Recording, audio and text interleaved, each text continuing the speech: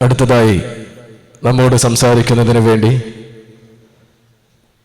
അബ്ദുൽ ഹസീബ് മദനിയെ ആദരപൂർവ്വം വേദിയിലേക്ക് സ്വാഗതം ചെയ്യുന്നു. അസ്സലാമു അലൈക്കും വറഹ്മത്തുള്ളാഹി വബറകാതുഹു. അൽഹംദുലില്ലാഹി റബ്ബിൽ ആലമീൻ. വസ്സലാത്തു വസ്സലാമു അലാ റസൂലിഹിൽ അമീൻ വഅലാ ആലിഹി വസഹ്ബിഹി അജ്മഈൻ വജമീഇ മൻ ഇത്തബഅഹും ബിഇഹ്സാൻ ഇലാ യൗമിദ്ദീൻ.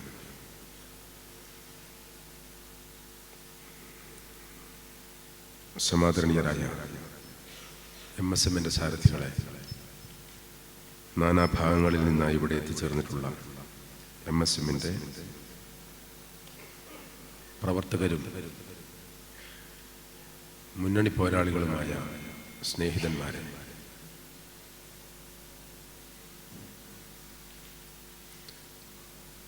വളരെ കുറഞ്ഞ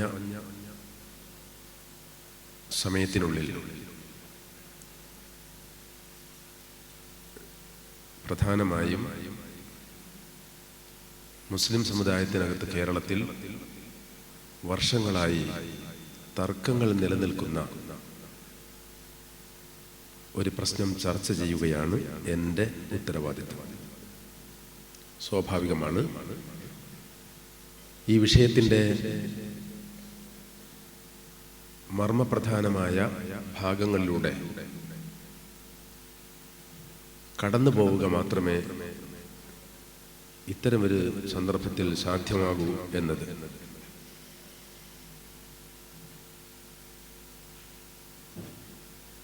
ഇസ്ലാം മനുഷ്യ ജീവിതത്തിന് ആവശ്യമായ വെളിച്ചവും മാർഗദർശനവും നൽകിയിട്ടുണ്ട്. ഒരു വ്യക്തി, കുടുംബം, സമൂഹം, രാഷ്ട്രം, ലോകമാനവികത, ഇതിലെല്ലാം മനുഷ്യർക്കാവശ്യമായ മാർഗദർശനം ഇസ്ലാം മുന്നോട്ട് വച്ചിട്ടുണ്ട്. മതത്തെ മനസ്സിലാക്കുന്നതാണ് പ്രശ്നത്തിന്റെ മർമ്മം. ഒരാൾക്ക് വേണമെങ്കിൽ അള്ളാഹു നൽകിയ ഈ ദീനിനെ വികലമായി മനസ്സിലാക്കാം, വികൃതമായി ചിത്രീകരിക്കാം, അപഹാസ്യമായ നിലയിൽ അവതരിപ്പിക്കാം. അങ്ങനെ മതം തന്നെ ദുസ്സഹമോ നമുക്ക് താങ്ങാൻ പറ്റാത്തതോ ആക്കി തീർക്കാം.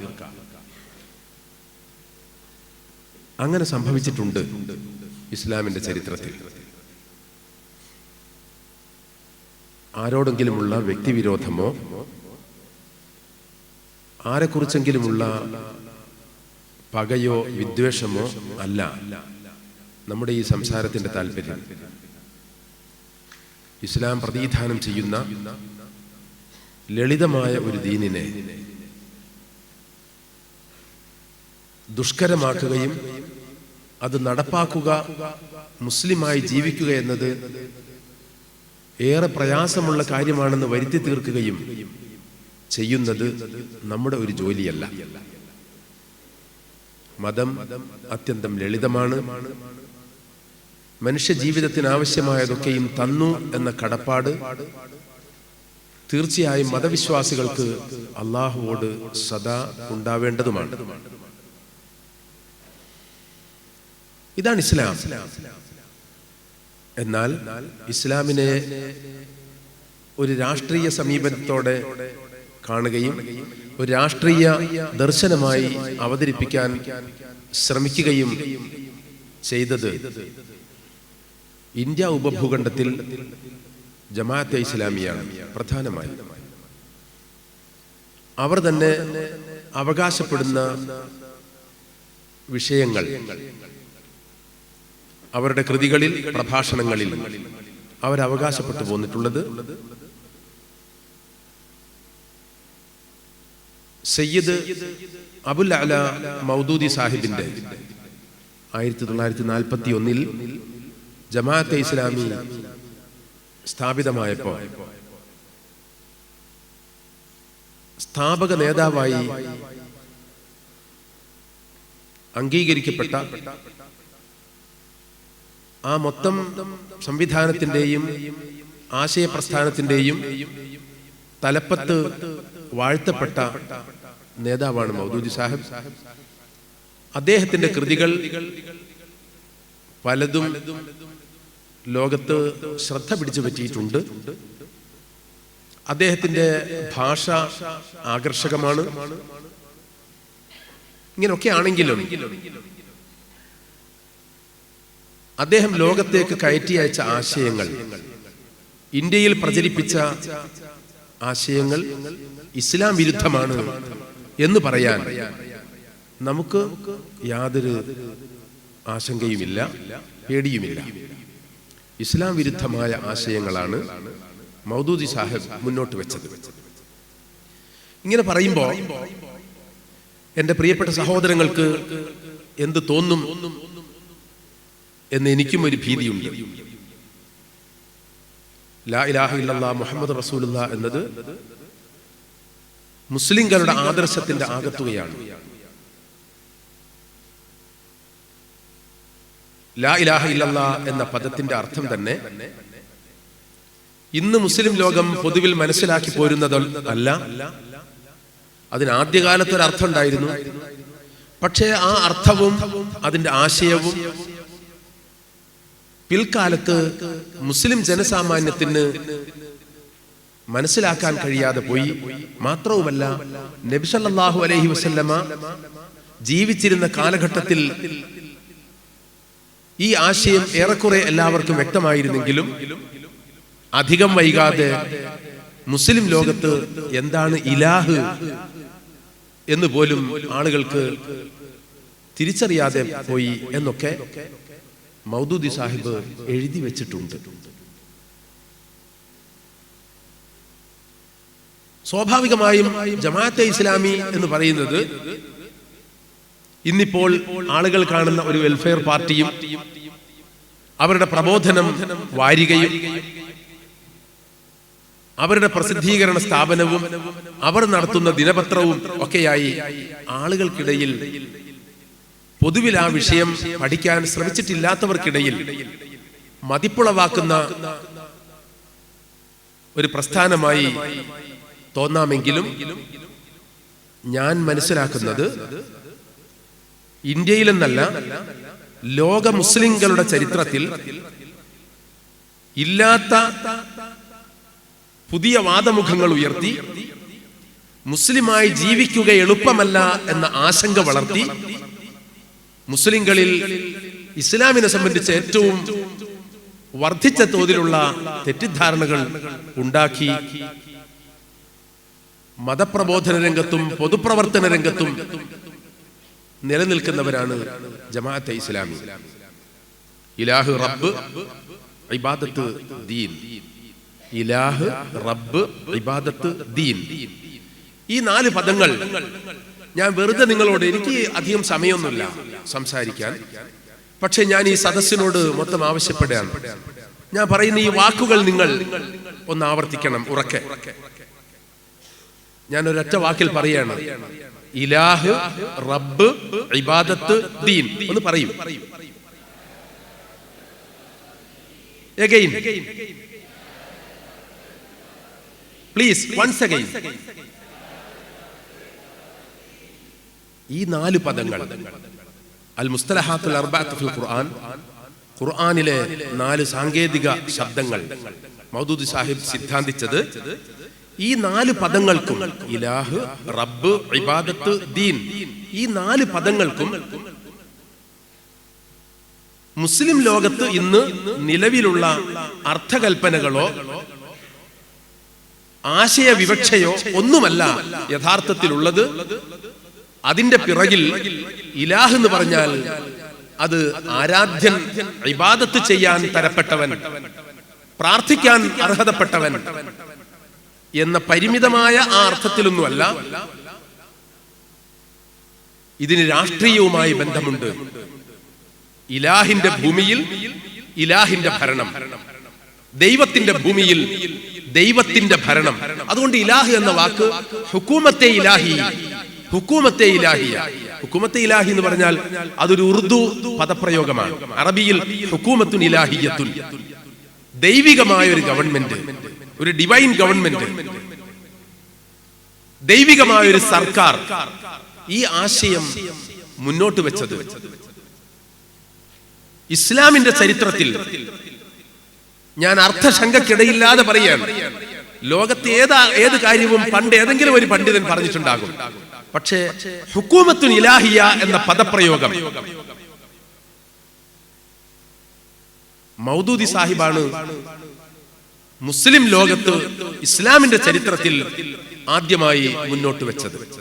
ദൈവത്തിന്റെ ഭൂമിയിൽ ദൈവത്തിന്റെ ഭരണം. റബ്ബ് എന്ന് പറഞ്ഞാൽ രക്ഷിതാവ്, നാഥൻ, യജമാനൻ എന്നിങ്ങനെയുള്ള അർത്ഥകൽപ്പനകളൊന്നുമല്ല. അതിന് രാഷ്ട്രീയമായ ഒരാശയ തലമുണ്ട്. ഇബാദത്ത് എന്ന് പറഞ്ഞാൽ അത് ദുആ ആത്മസത്തയായി ഉൾക്കൊള്ളുന്ന ആരാധന എന്ന് ആളുകൾ അർത്ഥം പറഞ്ഞു പോരുന്ന, മലയാളത്തിൽ ആരാധന എന്നർത്ഥം പറയുന്ന ആ സംഗതിയല്ല. അതിലും അപ്പുറം അതിന് രാഷ്ട്രീയവുമായി ബന്ധമുണ്ട്. അതുപോലെ തന്നെ നാലാമത്തെ പദം അതേതാ? ഏതാ? ദീൻ എന്ന പദം അത് മതം എന്ന അർത്ഥത്തിലല്ല, ആത്മീയമായ ഒരു ദർശനം എന്ന അർത്ഥത്തിലല്ല, മറിച്ച് അതിന് സ്റ്റേറ്റ്, ഭരണകൂടം എന്ന തലത്തിൽ രാഷ്ട്രീയമായ പുതിയൊരു മാനമുണ്ട് എന്നിങ്ങനെ മൗദൂദി സാഹിബ് വിശദീകരിച്ച് തുടങ്ങുന്നിടത്ത് നിന്നാണ് ഇസ്ലാഹി പ്രസ്ഥാനവും ജമാഅത്തെ ഇസ്ലാമിയും തമ്മിൽ, മറ്റൊരു വാക്കിൽ പറഞ്ഞാൽ ഇസ്ലാമും ജമാഅത്തെ ഇസ്ലാമിയും തമ്മിൽ രണ്ട് വഴിക്ക് പിരിയുന്നത്. അപ്പൊ ഇലാഹ്, റബ്ബ്, ഇബാദത്ത്, ദീൻ എന്ന് നിങ്ങളിപ്പോൾ ആവർത്തിച്ച് പറഞ്ഞു കേൾപ്പിച്ച ഈ പദങ്ങളുമായി ബന്ധപ്പെട്ടവയാണ് മിക്കവാറും ജമാഅത്തെ ഇസ്ലാമിയുമായി ചേർത്ത അഭിപ്രായ വ്യത്യാസങ്ങൾ. എല്ലാ പ്രവാചകന്മാരും ഈ ലോകത്ത് വന്നു പറഞ്ഞത് വഅ്ബുദുല്ലാഹ് വജ്തനിബു താഗൂത്ത്, നിങ്ങൾ അല്ലാഹുവിനെ മാത്രം ആരാധിക്കണം, താഗൂത്തിനെ വെടിയണം. താഗൂത്ത് എന്ന് പറഞ്ഞാൽ ഇസ്ലാമികമല്ലാത്ത വ്യവസ്ഥിതിക്കും അത്തരം വ്യവസ്ഥിതിക്ക് നേതൃത്വം കൊടുക്കുന്ന ഭരണകൂടങ്ങൾക്കും ഭരണാധികാരികൾക്കും ഒക്കെയാണ് താഗൂത്ത് എന്ന് പറയുക എന്ന വ്യാഖ്യാനം മൗദൂദി സാഹിബ് ആവിഷ്കരിച്ചു. താഗൂത്തിന് പുതിയൊരു വ്യാഖ്യാനം വന്നു. അതുകൊണ്ട് സ്വാഭാവികമായും അനിസ്ലാമികമായ ഭരണകൂടത്തെ ത്യജിക്കുക, ഇസ്ലാമികമല്ലാത്ത മുഴുവൻ ഭരണവ്യവസ്ഥയെയും നിരാകരിക്കുക. കേട്ടാൽ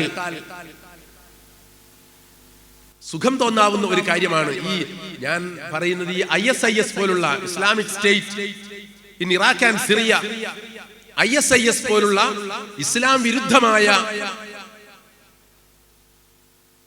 ഭീകര പ്രസ്ഥാനങ്ങൾക്ക് ആശയതലത്തിൽ അടിസ്ഥാനം നൽകിയത് മിക്കവാറും മൗദൂദി സാഹിബിന്റെ വാദഗതികളാണ് എന്ന ആരോപണവും ഈ സന്ദർഭത്തിലും ആവർത്തിച്ച് നാം ഉന്നയിക്കുകയാണ്. അനിസ്ലാമികമായ ഒരു ഭരണകൂടത്തെയും വെച്ച് പൊറുപ്പിക്കാൻ പാടില്ലെന്ന് അള്ളാഹു പറഞ്ഞിട്ടില്ല. അനിസ്ലാമികമായ ഭരണകൂടത്തിന് കീഴിൽ ജീവിക്കുന്നത് മുസ്ലിങ്ങൾക്ക് പാടില്ലാത്ത സംഗതിയാണ് എന്ന് പ്രവാചകൻ പഠിപ്പിച്ചിട്ടില്ല. മുസ്ലിം അല്ലാത്ത ഭരണകൂടം, മുസ്ലിം അല്ലാത്ത ഭരണാധികാരി നിയന്ത്രിക്കുന്ന ആഫ്രിക്ക ഭൂഖണ്ഡത്തിലെ എത്യോപ്യ എന്ന രാജ്യത്തേക്കാണ് സ്വഹാബിമാർ ആദ്യം പലായനം നടത്തിയത്, ഹിജ്റ പോയത് എന്നതിൽ നിന്ന് MSMന്റെ സുഹൃത്തുക്കൾക്ക് ഈ കാര്യം ഓർത്തെടുക്കാൻ സാധിക്കും. അങ്ങനെ അനിസ്ലാമികമായ ഭരണകൂടത്തിന് കീഴിൽ ജീവിക്കാൻ തന്നെ ഒരു മുസ്ലിമിന് സാധ്യമല്ലെങ്കിൽ പിന്നെ മക്കത്ത് തന്നെ ജീവിച്ചാ പോരെ? ഇവിടെ ജീവിക്കുന്നതും അവിടെ ജീവിക്കുന്നതും ഒരുപോലെയാണെങ്കിൽ മക്കയിൽ തന്നെ കഴിഞ്ഞുകൂടാൻ അനുവദിച്ചാൽ പോരായിരുന്നുവോ? ദീർഘയാത്ര നടത്തി ഏഷ്യാ ഭൂഖണ്ഡത്തിന്റെ ഭാഗമായ മക്കയിൽ നിന്ന് ആഫ്രിക്ക ഭൂഖണ്ഡത്തിന്റെ ഭാഗമായിട്ടുള്ള എത്യോപ്യയിലേക്ക് ഒരു ഹിജ്റ പോകാൻ പ്രവാചകൻ കൽപ്പിക്കുകയും അനുവദിക്കുകയും ഒക്കെ ചെയ്യുന്നതിന്റെ സാങ്കത്യമെന്ത്, ന്യായമെന്ത്? ഇസ്ലാമിൽ അങ്ങനെയില്ല. മുസ്ലിം അല്ലാത്ത ഭരണാധികാരിക്ക് കീഴിൽ മുസ്ലിമായി ജീവിക്കുന്നതിന് യാതൊരു തടസ്സവുമില്ല. ഭരണാധികാരി മുശ്രിക്കാവുകയോ കാഫിറാവുകയോ ക്രിസ്ത്യനാവുകയോ ആരും ആയിക്കോട്ടെ, ജീവിക്കുന്ന നമുക്ക് നമ്മുടെ പരിമിതിക്കകത്തു നിന്നുകൊണ്ട് നാം ചെയ്യേണ്ടുന്നത് ഒരു മുസ്ലിം എന്ന നിലയിൽ ചെയ്തുകൊണ്ട് നാം വിശ്വസിക്കേണ്ട കാര്യങ്ങളിൽ വിശ്വാസം ദൃഢീകരിച്ചുകൊണ്ട് നമുക്ക് മുസ്ലിമായി ജീവിക്കാനും മുസ്ലിമായി മരിക്കാനും യാതൊരു തടസ്സവുമില്ല എന്ന് നമ്മളെ പഠിപ്പിച്ചത് ആരുമല്ല. മൗദൂദി സാഹിബിന്റെ ഈ നിലപാട് തെറ്റാണെന്ന് നമ്മെ ബോധ്യപ്പെടുത്തിയത് വേറെ ആരുമല്ല, മുഹമ്മദ് നബി സല്ലല്ലാഹു അലൈഹി വസല്ലമയാണ്.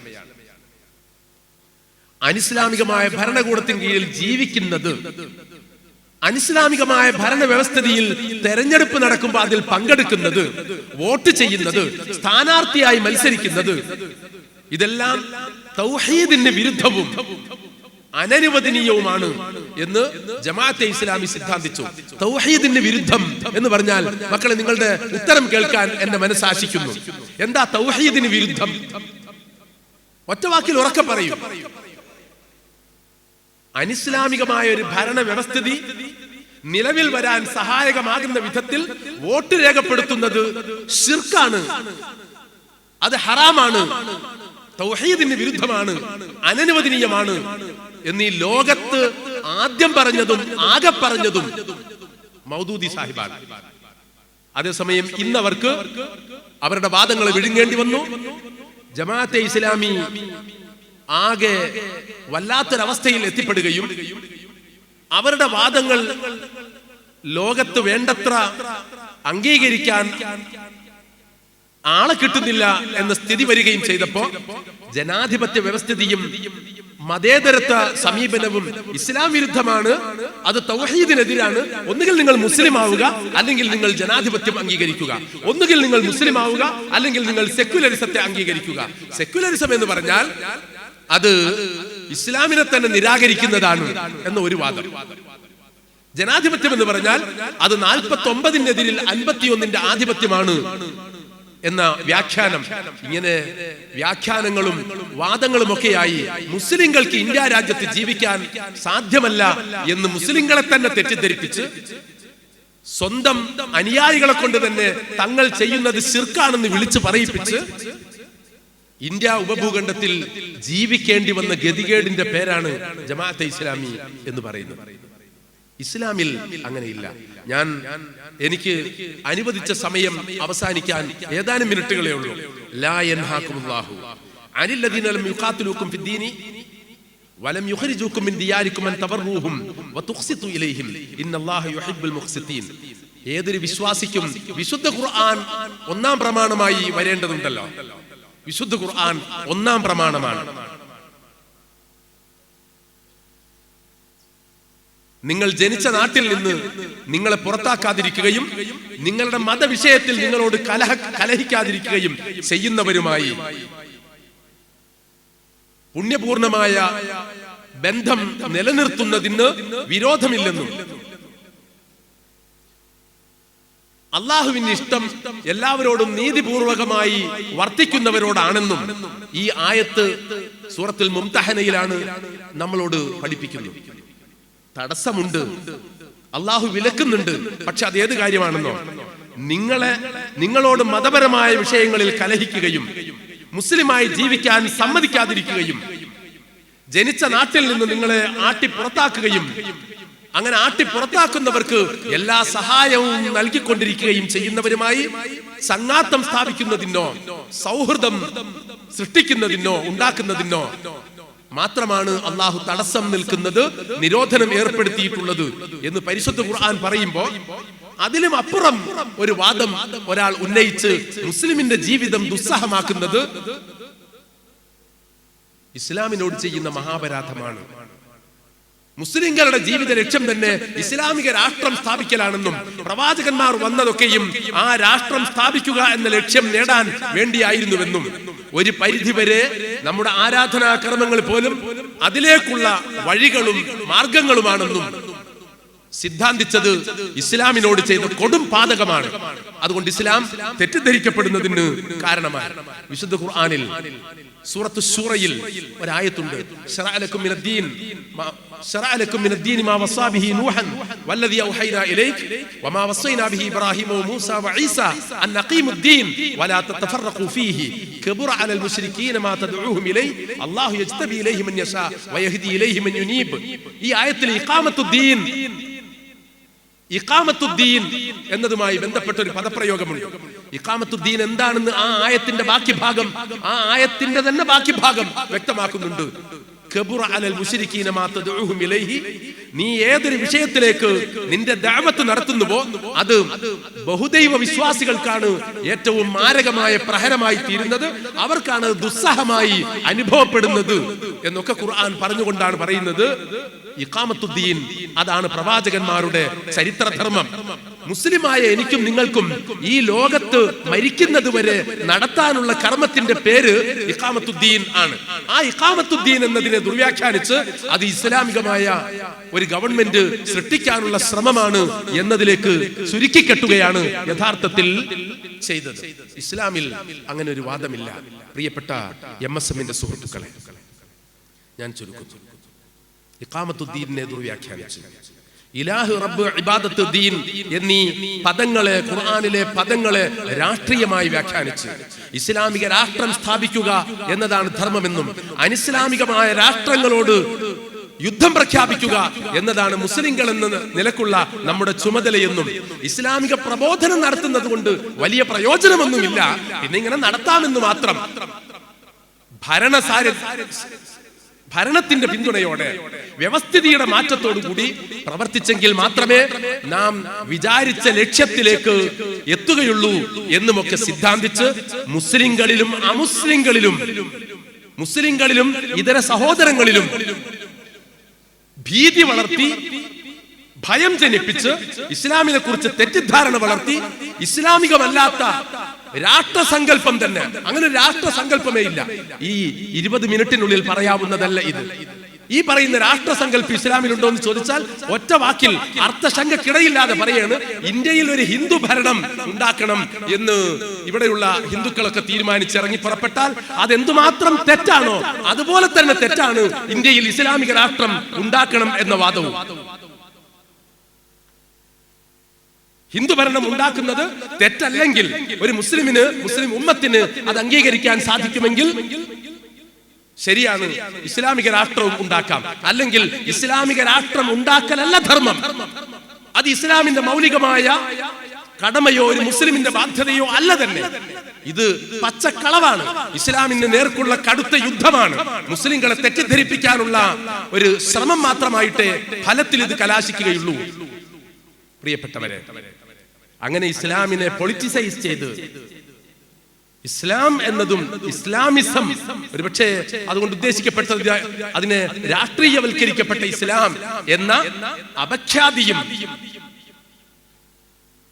തെറ്റിദ്ധാരണയും വളർത്തുന്നതിൽ ജമാഅത്തെ ഇസ്ലാമിയും അതിന്റെ സ്ഥാപകനായ മൗദൂദി സാഹിബും വഹിച്ച പങ്ക് അനിഷേധ്യമായ പങ്കാണ്.